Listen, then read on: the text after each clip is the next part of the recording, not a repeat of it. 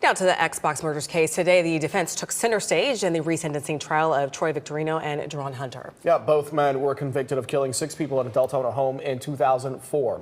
West 2's Volusia County reporter Pamela Combe is live today. Jurors heard from expert witnesses.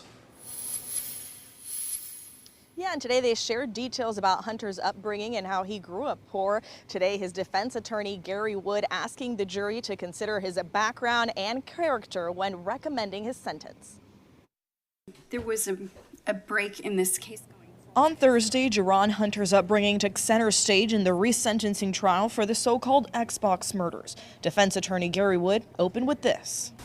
You'll find out that aunts, uncles, other family members of Jerron have extensive history with mental health problems.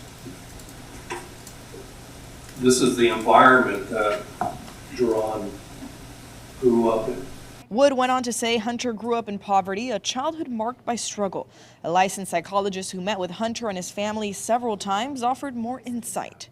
So I don't think that they independently had enough money. And when she later married Mr. Washington, I know that they continued to have money problems because the money was being spent. He had a substance abuse problem. But Wood explained despite this, Hunter was a popular kid. He stayed out of trouble, avoided drugs, and had only one fight in high school before everything changed in the weeks leading up to the brutal murders of 6 people in Deltona. Hunter has since expressed to professionals how much he regrets what happened. It was very serious and sad about it. Just really the needlessness of it is the way that he was describing that. It's to me, he seemed very sad and like remorseful that this has even happened. So the state is seeking the death penalty. Wood is hoping the jury shows mercy. Well, let's concentrate also on Mr. Hunter as a human being and why your sentence should be legally, morally, with mercy, life without possibility parole, where he will die in prison.